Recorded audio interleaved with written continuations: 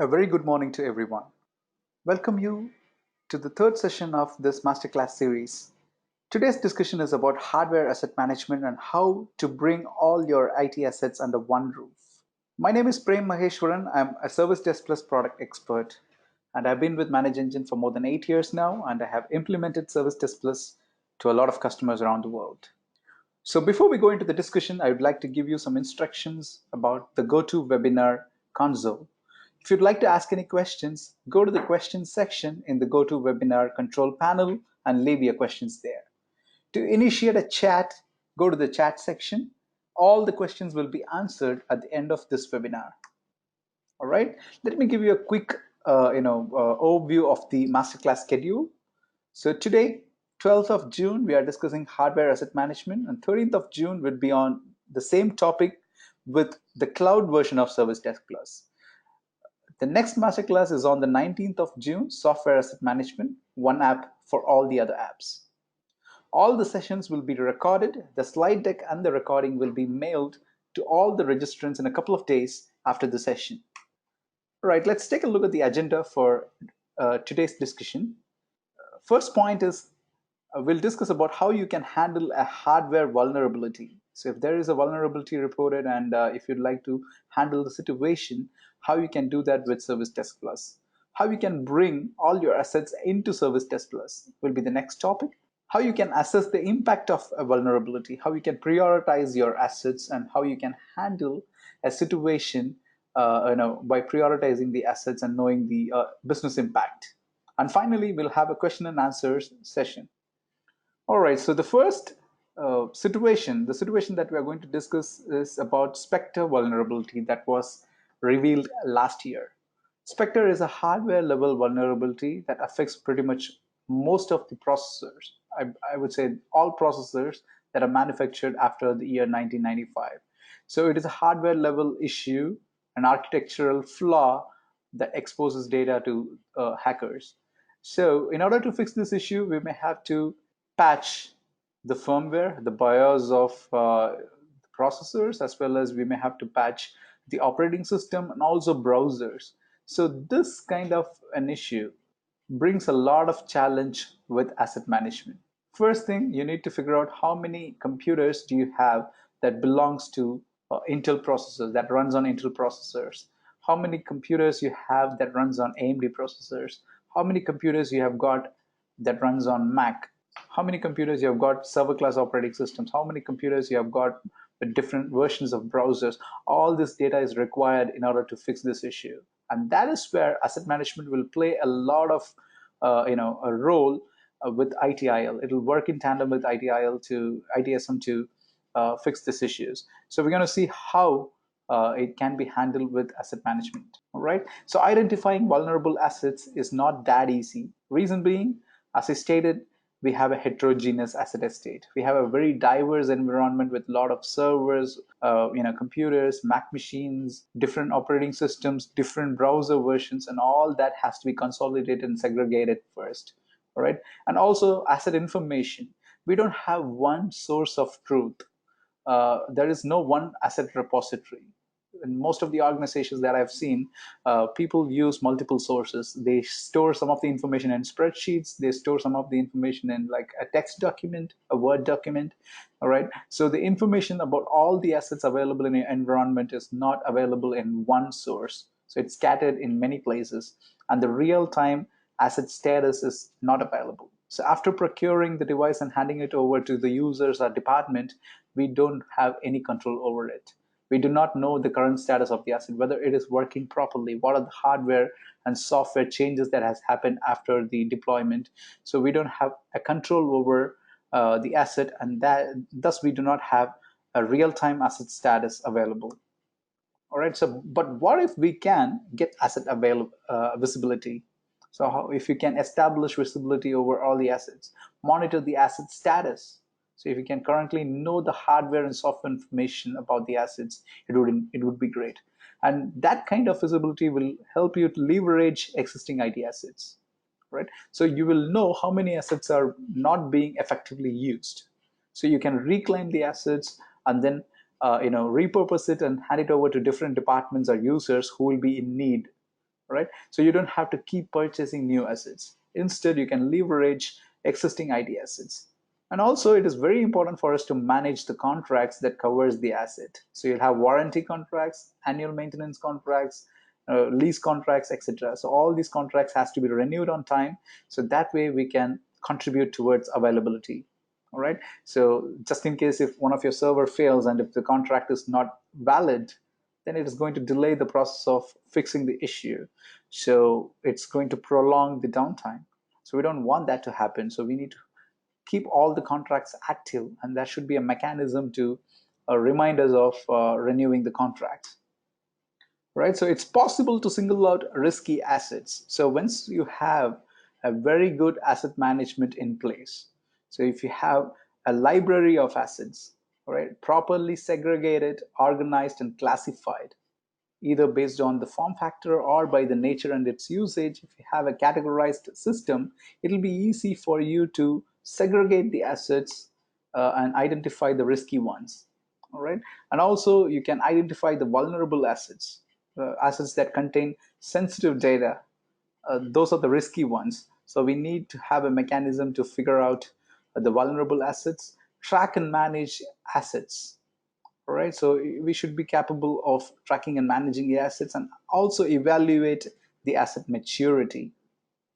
So without any delay, let's take a look at how you can bring your IT assets into one source of truth with Service Desk Plus.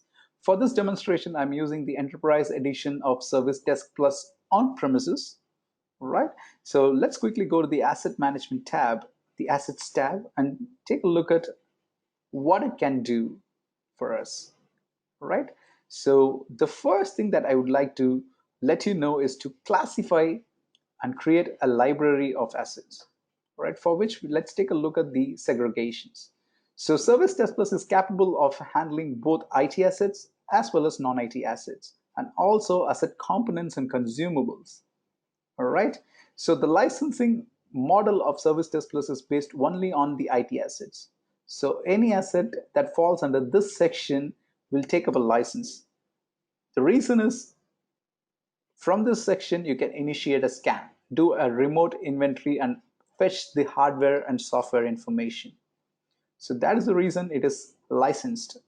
But the rest of the sections do not have a license restriction. You can add how many ever non-IT assets you want into the application. You can add asset components, the IT assets that do not have an IP address, in simple terms, are called as components. So these components can also be tracked and stored in Service Desk Plus. You can track software. You can also manage leasing of assets internally. You can track assets with barcode, and also you can group assets. So with these options, you will be able to categorize and create an organized library of assets. Let's quickly take a look at how you can add new sections under IT assets. So these options are called as product types. All right. So workstation is a product type, and laptop and desktops are sub-product types. Server is a product type. Right. So you can create new product types and add it to the IT asset list. Let us quickly take a look at how you can do that. Let me open admin tab in a new browser tab. All right, and scroll down to asset management. And the first option is product type. All right, let me show you how you can add a new product type. For example, if I'd like to track all the iPads, all right, I can create a new product type as iPad, choose the type. Here I have got three options: asset, component, and consumable. I'm going to call it as an asset. All right, and then I've got the category IT and non-IT. All right, if I say it's IT, then it's going to be a managed asset. All right, any IT assets are managed assets, and it'll take up a license count. And if I don't want it to be tracked as an IT asset, then I can choose non-IT asset. All right, so that way iPad will fall under the non-IT category, which I don't want to do for now. I'm going to go with IT asset, and then I'm going to add it. So once I do that, a new category will be created under the IT asset list. Let's go back to the IT asset list, refresh the product once, and let's take a look at it. Yeah, the new category that I created is now available under the IT asset. I can go to this category and then add new assets from here. All right. To add a new asset, you've got multiple options, right? So if it is a scannable asset, so unfortunately, mobile devices are not directly scannable, but if you're using Desktop Central, you can make use of mobile device management to bring the assets. Alternatively, you can use this. You can add it through a form or generate barcode and add new assets. So if you have got hundreds of iPads in your environment, you can generate barcodes, affix the barcodes into the iPads, and then add it into your asset repository. All right, I'm going to show you how you can add assets through a form. All right, so this is the form. So all you have to do is provide a unique name for the asset and then click on save, and it will get added into the list. But when you have hundreds of assets, this process is going to be tedious. So that is where you also have an option to import from a CSV file, right? So if you have a spreadsheet with information about all the iPads with unique names, then you can convert the spreadsheet as a CSV file and import the information from the CSV file into Service Desk Plus in bulk. So if you are using spreadsheets for a very long time, and if you'd like to start using asset management in Service Desk Plus, this is a good way to do. You can add the information about various assets into Service Desk Plus from the spreadsheet by converting and storing them as a CSV file and using this import wizard. So this is available for all the asset types. All right, so if you have a list of workstations, once again, you can go to the workstation section, click on import from CSV, and you can start importing the assets. All right, so it's available there. Now, let us take a look at the asset summary page. So this is the home page of the asset management module, and here you have a scan summary. So as soon as you deploy Service Desk Plus in your network, it'll automatically fetch information about all the assets there in your network. So that is what is called as detected workstations. All right. So from your domain, it'll fetch the computers list and it'll detect them as computers. So you've got 128 detected computers and you've got inventoried computers, workstations. All right. So Service Desk Plus is capable of remotely fetching hardware and software information, and that is done with agents on Windows machines.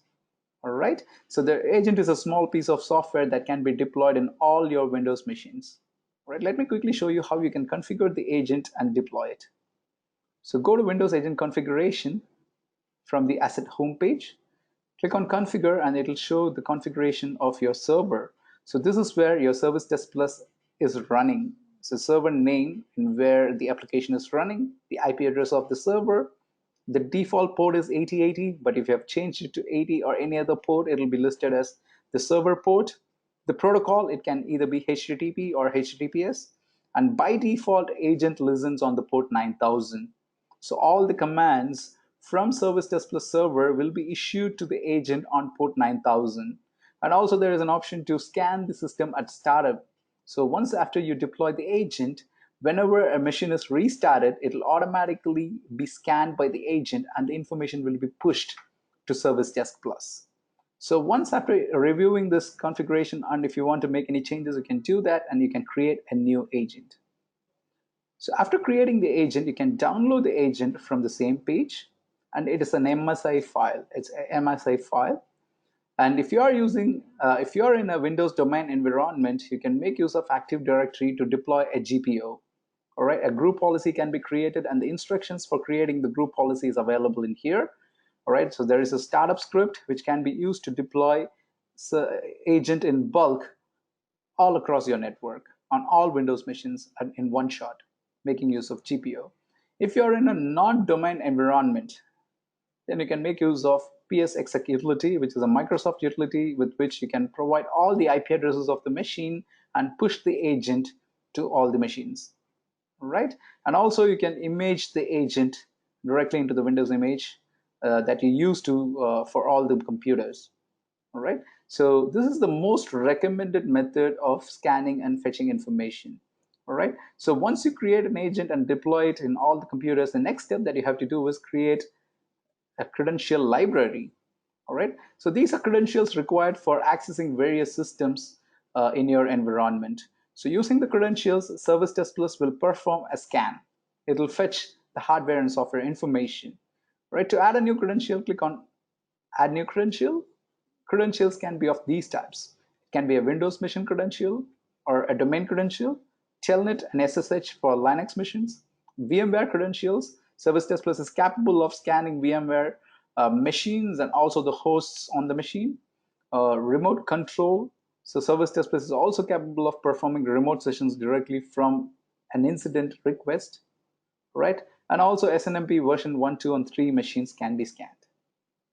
Right, so I can choose the appropriate credential type, store it with an alias name, and also provide the information required. And the credentials that you store are irreversibly hashed and securely stored, and it will be used only for the scanning purposes. All right, so that is the step number 2. So first you create an agent. Number 2, you use store the credentials that are required to access various assets in the network.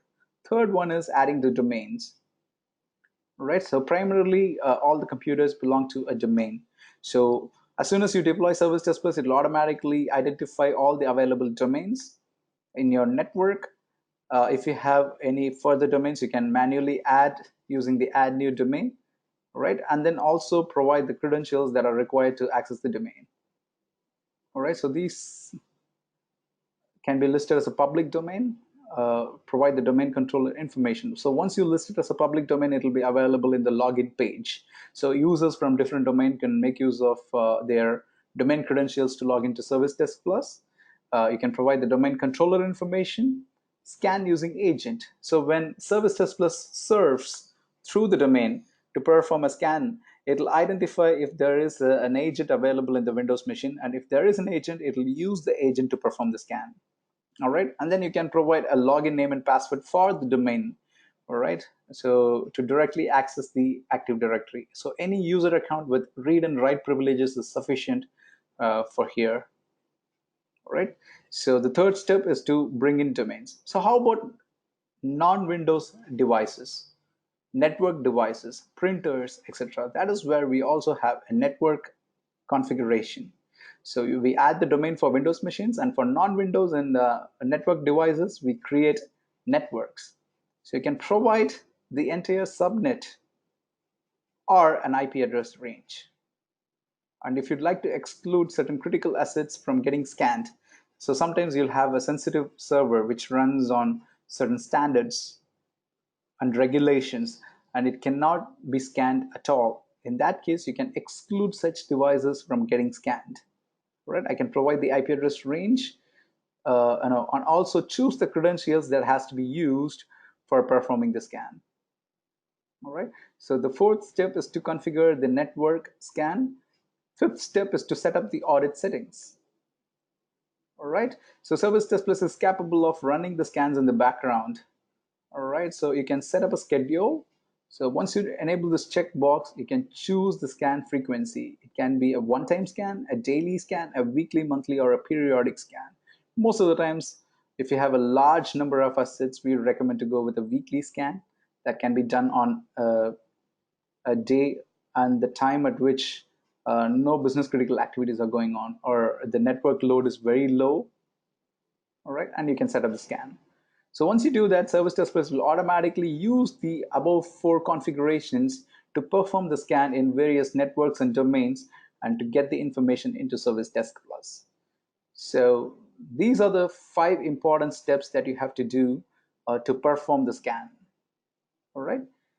So there are 3 more configurations under the discovery section. I'm going to show you what it can do. So distributed asset scan.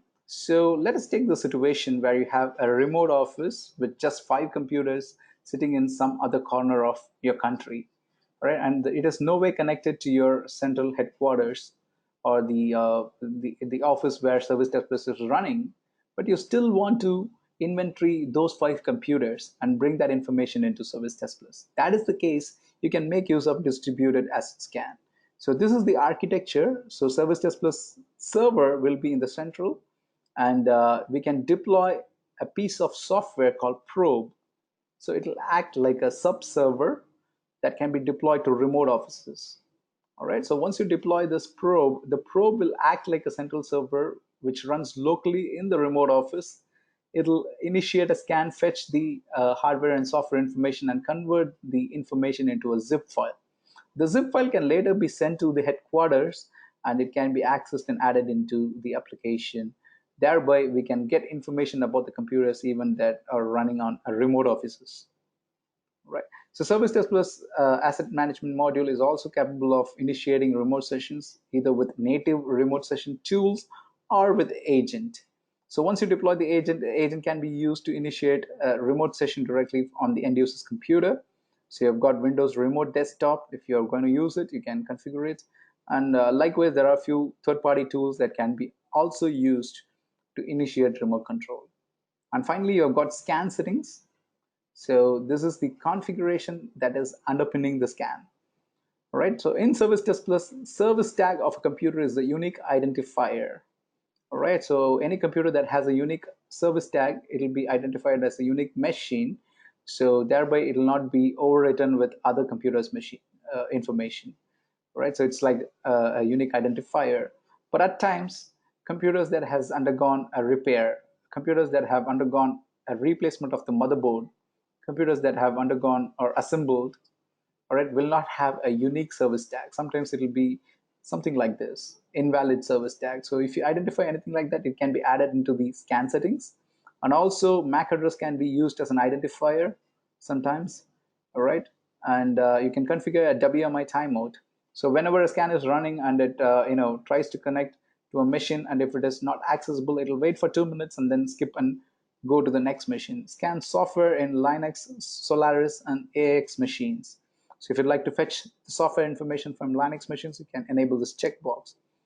All right, so let me also explain you the mechanism of scanning.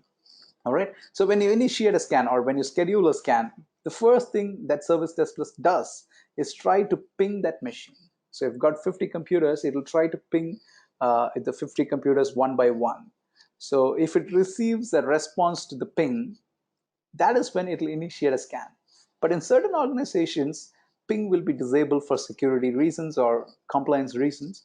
So if that is the case, you can disable this option. Once that is done, it'll never try, Service Desk Plus will never try to ping the machine. Instead, it'll directly initiate a, a, a scan on the machine. All right. So all this can be done with the scan settings. All right. So I'm also going to explain you how agent is going to help you in scanning the Windows machines. Right. So agent will reside in the Windows machine, and then it will be closely monitoring the hardware and software. All right. So whenever we run a scan, it will fetch the information. The advantage of using agent, it performs a delta scan. All right. So whenever there is a change detected, only then it'll push that information to Service Desk Plus. If there is no change detected, it'll just stay calm. So that way it saves a lot of bandwidth, and also it accelerates the speed of perform the scan. All right, so all these are configurations under discovery. So we know that we can import information from spreadsheet, but if we want accurate information and also would like to know the current status of a computer, you can perform a scan.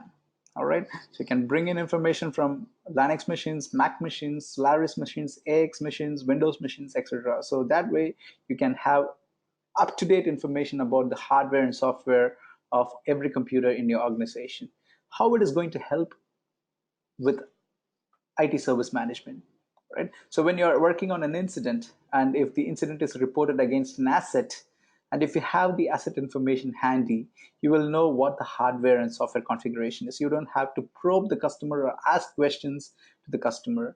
For example, if someone reports a performance issue, you quickly go into the asset information, you can find the RAM modules available there. And also you can get the list of software that's running on that machine. If you feel that some of the software is not so required, you can ask the end user or initiate a remote control to the end user's PC and uninstall those software to boost the performance. But if everything is essential, probably you can recommend a RAM module upgrade or provide a replacement computer for that business purpose. All right. So that is the kind of advantage you have when you have the IT asset management module works in tandem with IT service management. All right. And also whenever you work on a problem request, the assets that are having the problem can be associated, so that way their information is stored. All right. One more advantage of having asset management work in tandem with service management. All right. Let me go back to the asset management module. I'm going to show you what it fetches. All right. Let's go to the inventoried machines. All right, so these are the machines that are inventoried. So as you can see here, it fetches the name of the machine, the host name of the machine, the model of the machine. All right. So this is called as product and service desk plus. Once again, it's configurable, and also when you perform a scan, it will automatically fetch the model. All right, identify the model and fetch it. The operating system that is running on that machine. All right. So now let us go back to the situation, Spectre vulnerability. All right. So we need to know the model of the machine so that we can contact the OEM. If, for example, if it's a Dell machine, we can contact Dell and ask them if there is an update available to update the BIOS.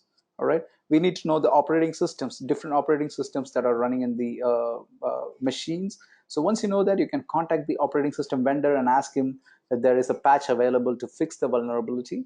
All right. And also you get all the hardware and software information, right? So let us go into one of the Windows machines. I'm going to show you what it can get once you perform the scan. All right, so the basic information about the machine, so what type of machine it is, and the operating system and everything is available right in the CI info page. The next page shows detailed information about the hardware. All right, so you get the processor information, you get the physical memory information, memory modules, the number of modules installed, or network adapters, hard disk, logical drives, all these available. And then you get the list of software available in the machine. All these are software that are running on that machine. You've got system information that shows how many user profiles are available in that machines. So how many floating users are accessing the machine, right? So all these are available right in uh, the asset information. And also history stores the scan history, the changes that are detected during the scan, everything will be stored in the scan history, and also the ownership history. If the asset is previously used by a different user and if it has been reclaimed and given to a different user, the ownership changes are tracked in the ownership history. Right. So I also spoke about the contracts and also association with incident, the ITSM modules. So under the request tab, we can find how many incidents are reported against the asset. All right, historical information like this will help you to make wise decisions when frequent issues are reported against a type of an asset. For example, assume that there is a new model of computer that you have procured in bulk and frequent issues are reported against the model. Then you can review the decision and probably change the model, or ask your vendor to provide replacements. All right, so all the incidents, all the problems and changes that are reported against the asset will be stored. If it is a server and a lot of changes have been associated to the server, all right, in that case you can go through all the changes and see what has been changed, why it was changed, and who changed it. So all the minor changes that happens against the server will be tracked. All right, if it has undergone a problem, even the problem record will be associated to the asset. So this kind of association with ITSM modules will help us to understand all the issues a machine has undergone in the past 1 or 2 years, all right, or in the usable time. So then comes the contracts module. So whenever an asset has an issue, we quickly check if it is under warranty. We quickly check if it is under a lease or maintenance. All right. So all that will be tracked by contracts. So we have a separate section to store contracts. Let's go to the contracts tab and take a look at what's available there. All right. So this is where you can store contract. It can be maintenance contract, lease contract, or a warranty contract. Say, for example, if I would like to store a warranty contract, all I have to do is provide a name. All right, choose the type. Once again, it is customizable. If you'd like to add more contract types, you can go to the admin section, contract type, and add more. So I'm going to go with a warranty contract. I'm going to choose the vendor as Dell. All right, and contract ID, it's going to be my contract ID. All right, if there is a document, I can attach the file to it. and associate all the assets that are covered by this warranty. All right, I can filter it by workstations. All right, and the product is going to be like a Latitude. All right, I've got this machine. I'm going to associate this machine under this contract. So I've got a list of machines. I can associate all those machines with the contract and also choose the active period. All right, and also the maintenance cost. So the warranty cost is going to be stored there as well. I'm going to go with $5,000. All right, so now this is how I can create and store a contract. But the advantage of making use of the contract is to renew it on time and keep it alive.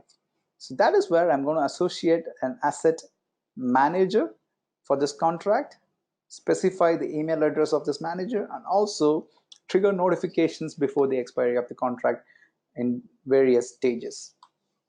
So that way, multiple notifications will be triggered before the point of expiry, and it will remind my asset manager to speak with the vendor and get the contract renewed and keep it alive. Right? So that way, whenever there is an asset failure, I can quickly check if there is a warranty available and then contact my vendor, get it replaced or get it serviced.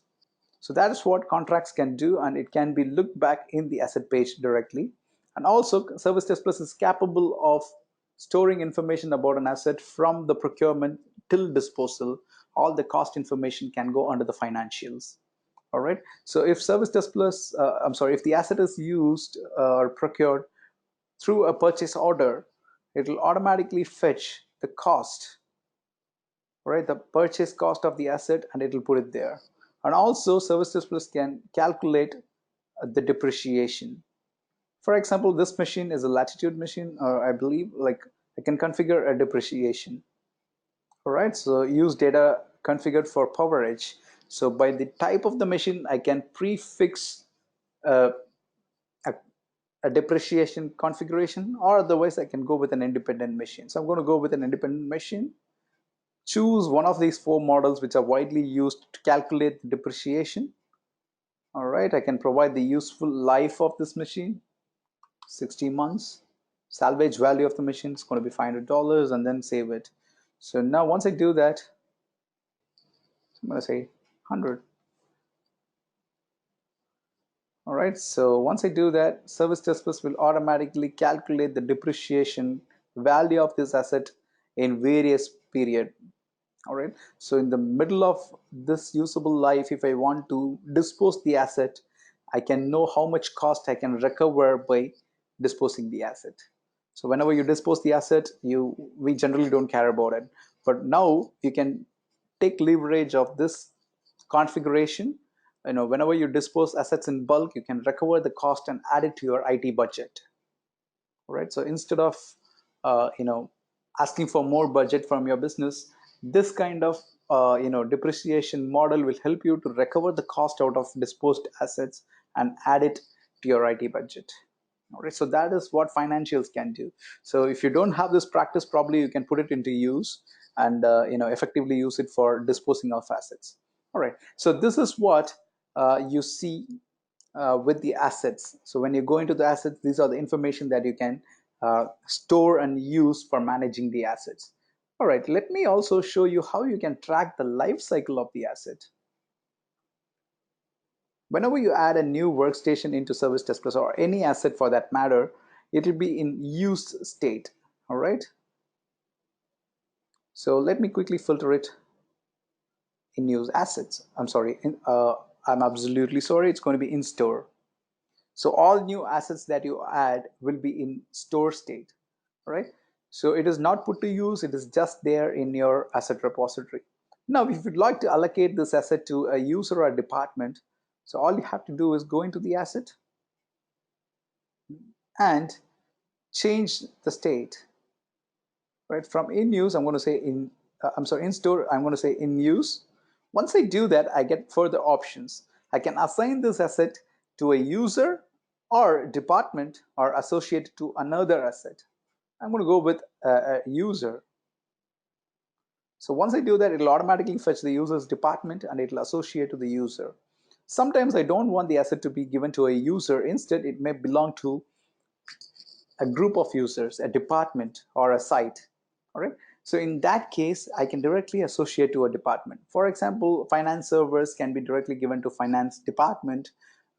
Test machines can be given to developers. All right. Servers can be given to engineering team. All right. So I can directly associate because multiple users will be using that. So I can associate it to a department or site. Or otherwise, I can also associate it to another asset. So that is one more advantage. So database servers are connected to application servers. Right. So if that is the case, like I can associate a secondary asset to a primary asset. So like this, I can create a relationship between another asset and a primary asset. Right. So there is one more option available, which is very interesting.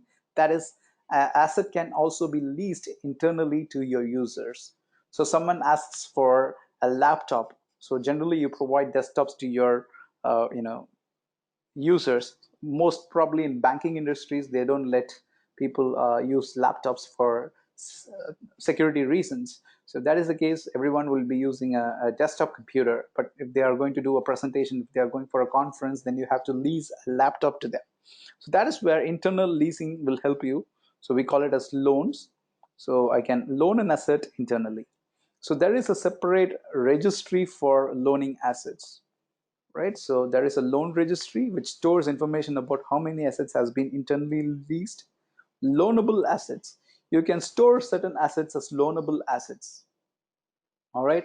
I can mark certain assets as loanable assets. Choose from all the product types. Okay, I'm going to say projectors. So I don't have any. Sorry about that.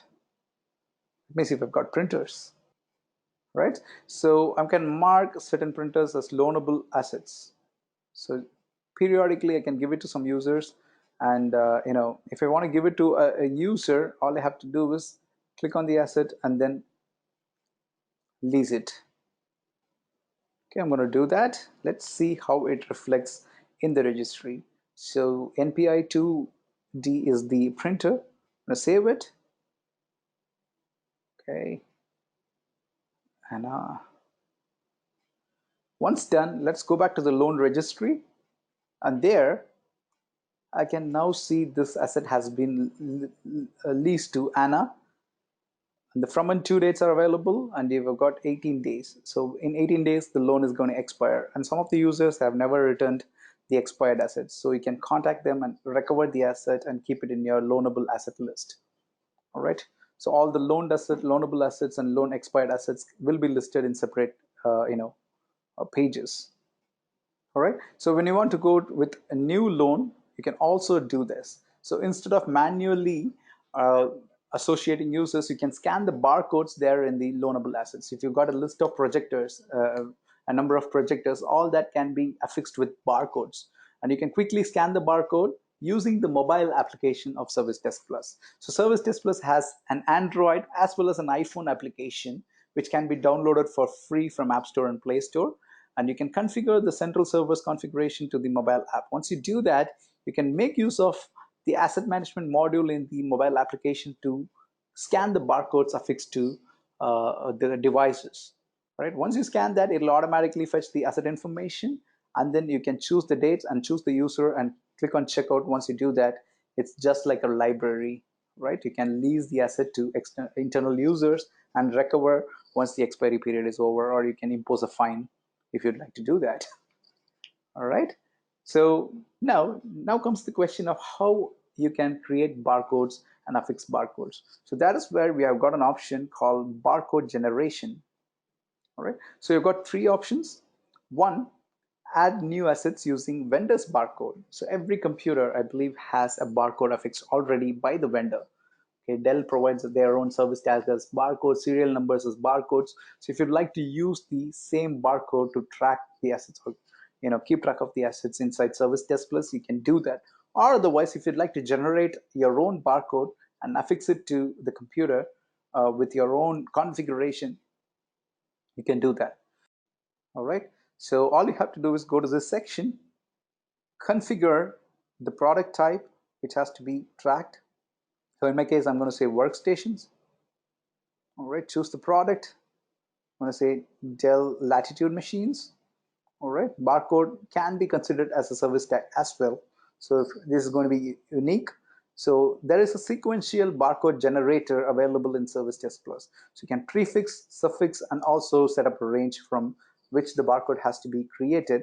Once it generates the barcode, it can be printed and affixed to the machine.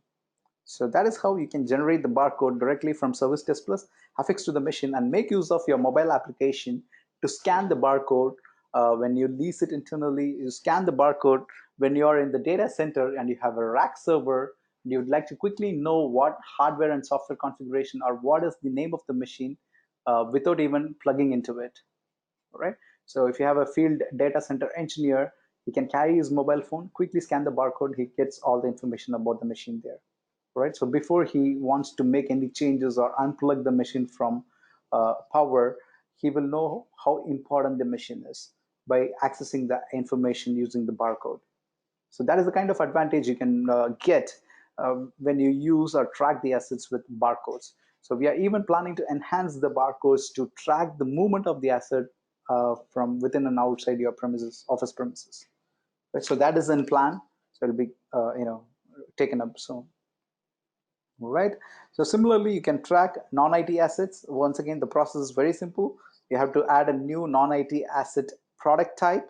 Once it is added, you can bring in the information from a spreadsheet or manually add that information into Service Desk Plus, and also the components. So if you'd like to keep track of all the components that are there in your office, all the VPN tokens or components, so then you can create a new product type called VPN tokens and add the list of VPN tokens that you have in your organization directly into the application. So that is the advantage that you get. And also you can manage software. So that is the topic for discussion for the next masterclass session. So we'll have a detailed discussion on how you can do software asset management, right? So these are the things that you can do with asset management, right? Let me show you what configuration management database can do for you. So assess the impact of a vulnerability. So now we know how many assets are there which are vulnerable, but we have to prioritize our fix. We cannot treat every asset in the organization the same way because some of the assets will be very critical. Like application servers containing sensitive data, it has to be fixed first. It's riskier. The vulnerability can be taken advantage of.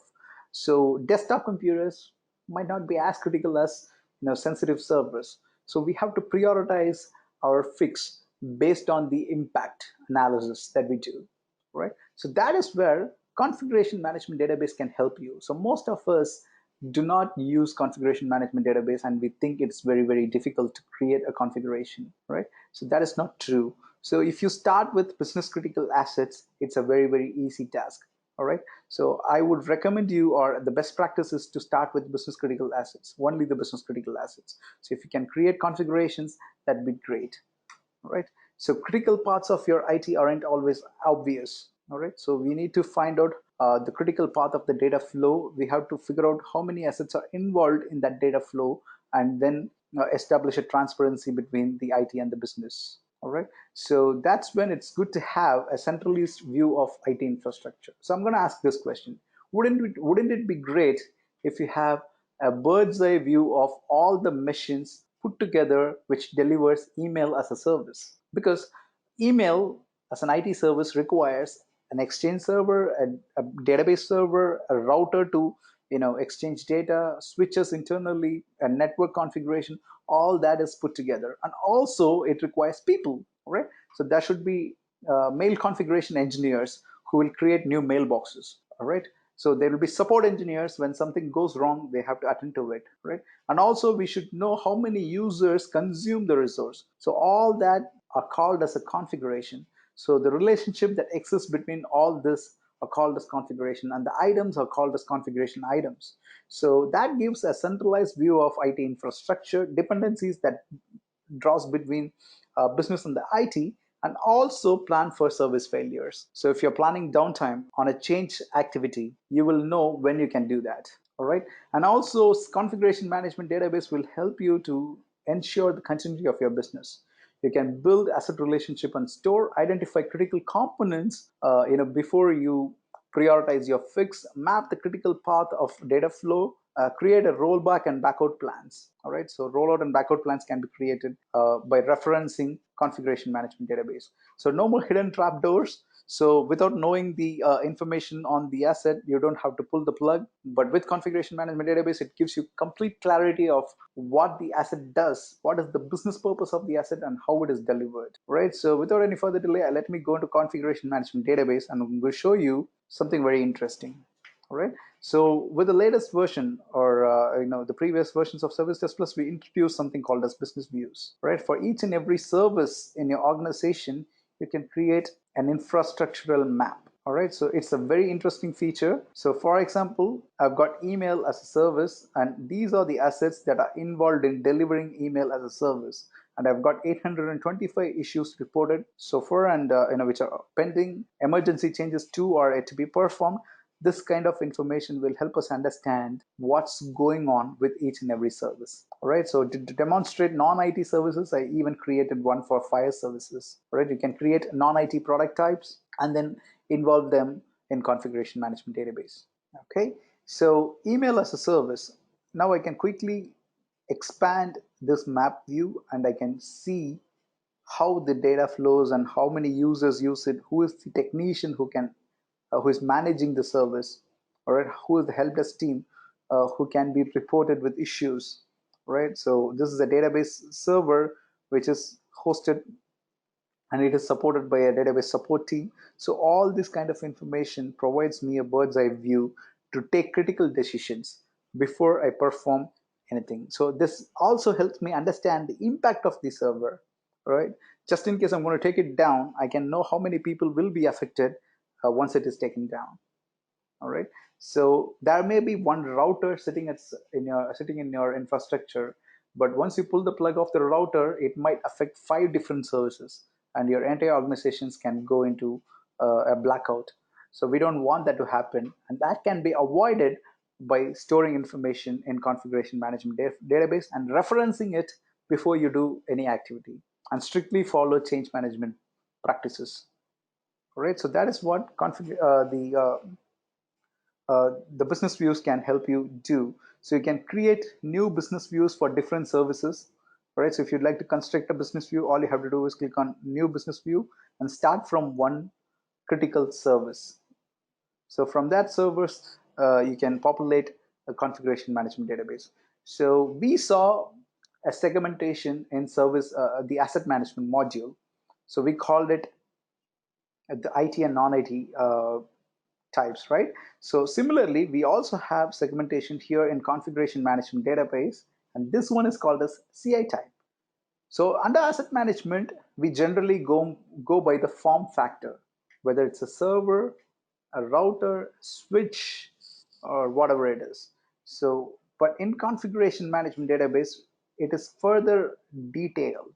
So under servers, I've got application servers, database servers, file servers, mainframes, Unix servers, Windows servers, and it can be further customized. So here we come to know the business purpose of an asset. It is no more treated as an asset, it is treated as a configurational item, because a collection of configuration items deliver a business purpose.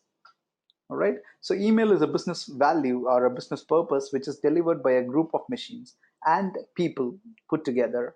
Similarly, I can create different maps, all right, collection of assets which are interlinked to each other, which deliver something.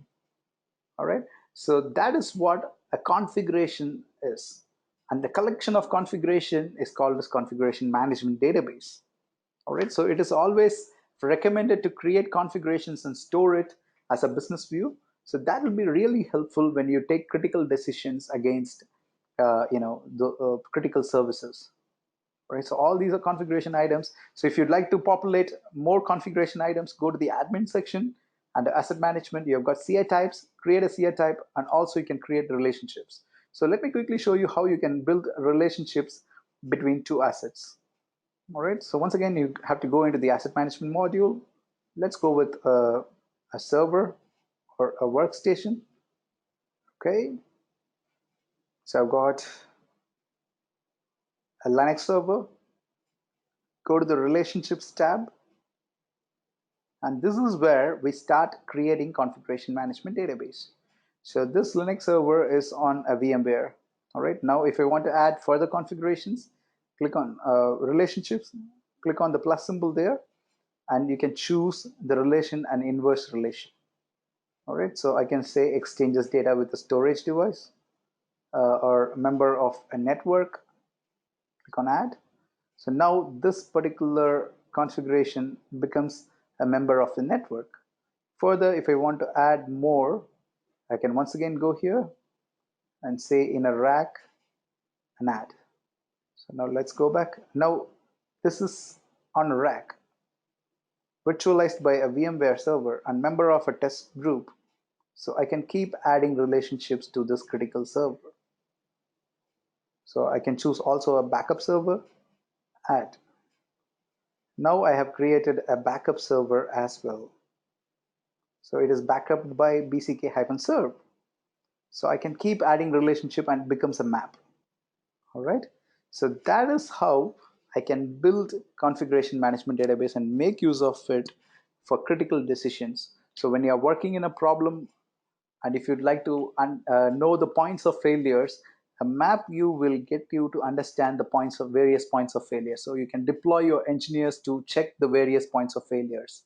So if a particular service fails, most of the times it may be an environmental issue and you have to check various points of failures, and all that can be understood by having a map like this.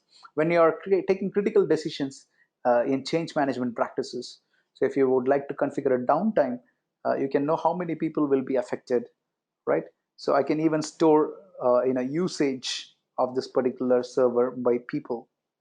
So I'm going to say used by people and choose a set of people. So that way I can also associate people to the server. All right. So when the server is taken down, we can know how many people will be affected by the change.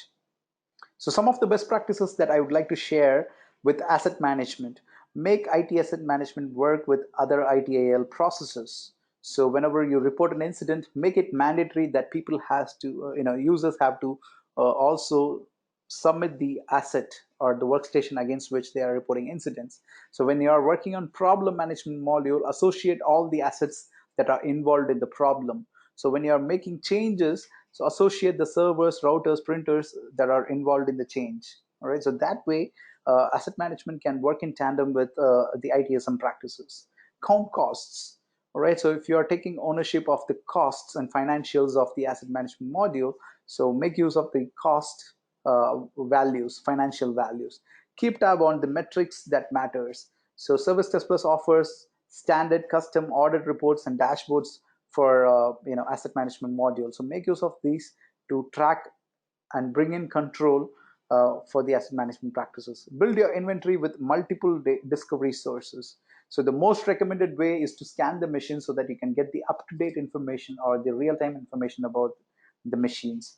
All right, so make use of scan, network scan, barcode, and also classify the assets. So track the complete life cycle of the asset using the states. So there are a few default states available in the application. You can add more states as per your business requirements and make use of states to know at which point of its lifetime an asset is in.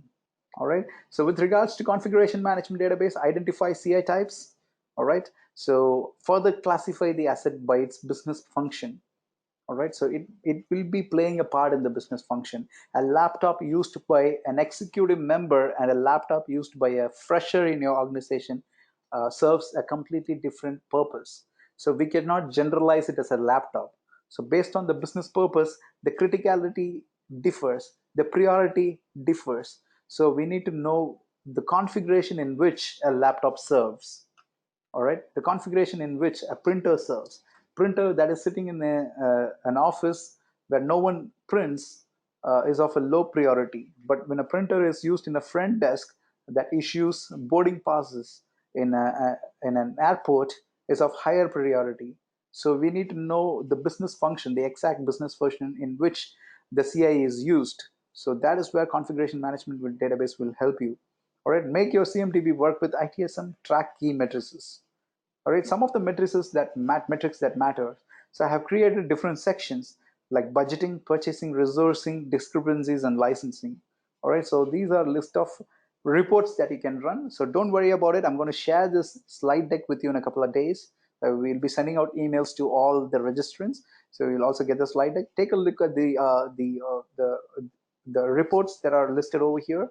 That will help you with bringing control on various sections.